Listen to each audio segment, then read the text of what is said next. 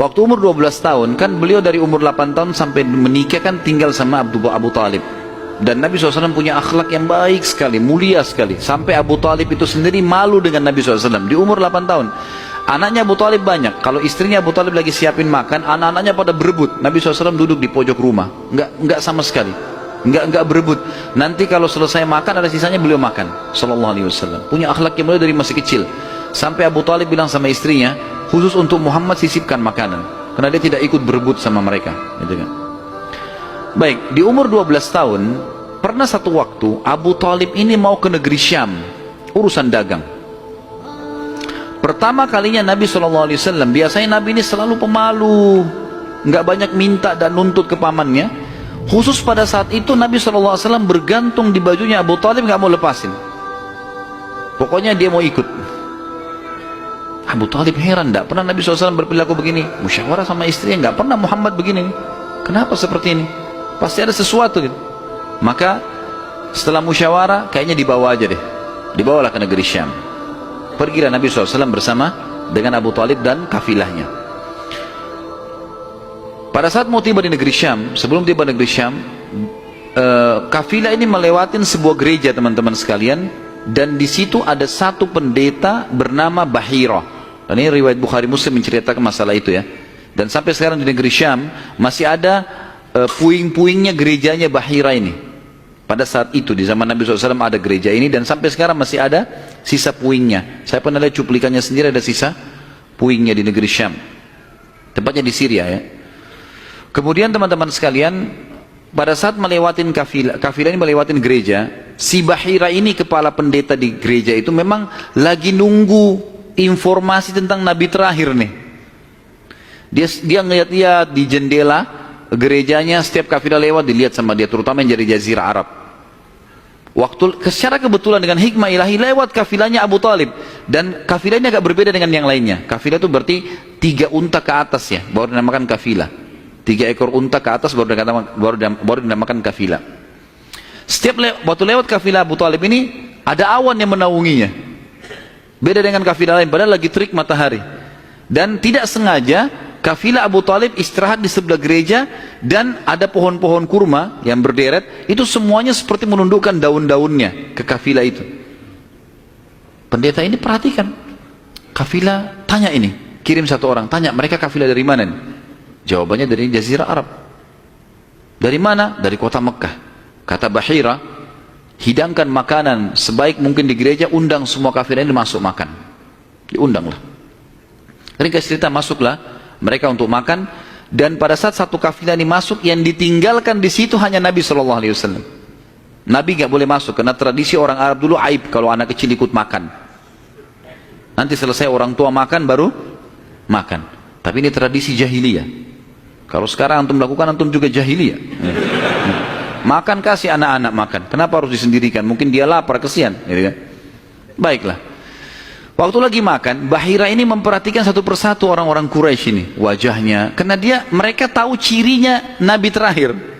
Alisnya, wajahnya, mukanya, kulitnya, jalur nasabnya, semua jelas. Tidak semua, tidak ada tanda-tanda kenabiannya. Ini mukanya muka biasa semua. Maka si Bahira tanya, apakah masih ada dari kafilah kalian yang tidak ikut makan? Kata mereka, ada satu anak kecil di depan, kami suruh jaga barang kami. Kata Bahira, boleh saya ketemu? Oh silahkan. Mereka lagi asyik makan. Bahira keluar menemui Nabi SAW. Nabi lagi duduk di bawah pohon. Lalu Bahira memanggil dia, mengatakan, hai anak kecil, ikutlah dengan saya. Kafilahnya disuruh jaga oleh beberapa pegawainya Bahira ini. Masuk di satu ruangan di gereja. Kemudian Nabi SAW berdiri lalu kata, jadi orang Mekah begini teman-teman, di Mekah itu ada patung namanya Lat dan Uzza.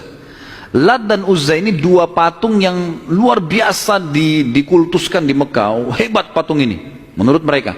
Jadi kalau bersumpah atas nama Lat dan Uzza sudah tidak mungkin berbohong. Kalau bohong kualat nih. Maka pendeta ini tahu Bahira, dia bilang, hai anak kecil, saya akan bertanya kepadamu atas nama Lat dan Uzza. Ini semua anak kecil sampai orang tua di Mekah tahu nama ini, dan mereka ketakutan kalau dengar nama ini. Apa jawaban Nabi SAW waktu itu? Umur 12 tahun, masih kecil. Kalau kita sekarang masih SD gitu kan. Maka beliau mengatakan, jangan engkau sebutkan dua nama berhala itu karena aku membencinya. Aku tidak suka dengan patung itu. Penasaran Bahir. Diperhatikan wajahnya, alisnya, matanya Nabi SAW. Perlu teman-teman tahu ya, ciri fisik Nabi SAW itu luar biasa. Tersebutkan secara rinci di Taurat dan Injil. Allah mengatakan dalam Al-Quran, A'udzubillahi minasyaitonirrajim, ya'rifunahu kama ya'rifuna abna'ahum. Orang-orang ahli kitab, terutama Yahudi dan Nasrani ini, maksudnya orang Yahudi dan Nasrani, betul-betul mengetahui Muhammad SAW sebagaimana mereka mengenal anak-anaknya. Karena terinci. Disebutkan dalam hadis, alis Nabi SAW seperti busur panah yang lebar, berwarna hitam dan tebal. Bola mata beliau SAW besar, kelopaknya, dan dipenuhi dengan bulu mata yang lebat. Bola matanya putihnya putih bersih, hitamnya hitam pekat. Hidungnya yang mancung, bibir, dahi dan pipi yang setara dengan wajah, tidak oval dan juga tidak bulat, gitu kan. Kulitnya sangat putih sampai Nabi SAW pipinya kemerah-merahan. Jadi sangat tampan, luar biasa. Sampai ahli hadis mengatakan, kalau Yusuf alaihissalam diberikan sepertiga gagahan dunia, maka Nabi SAW memberikan seluruh kegagahan dunia. Tidak pernah ada orang melihat Nabi SAW tidak suka. Manusia terbaik, pilihan, paling sempurna nasabnya, paling sempurna ilmunya, fisiknya, segala-galanya. Bahira memperhatikan Nabi SAW, ini semua ciri yang disebutkan dalam Injil ada.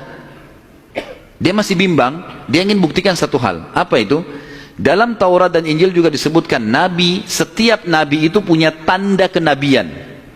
Apa tanda kenabian teman-teman sekalian? Sebuah daging yang menggumpal di pundak sebelah kanan, dan daging itu berwarna merah kehitam-hitaman dan dimiliki dengan atau memiliki bulu yang lebat.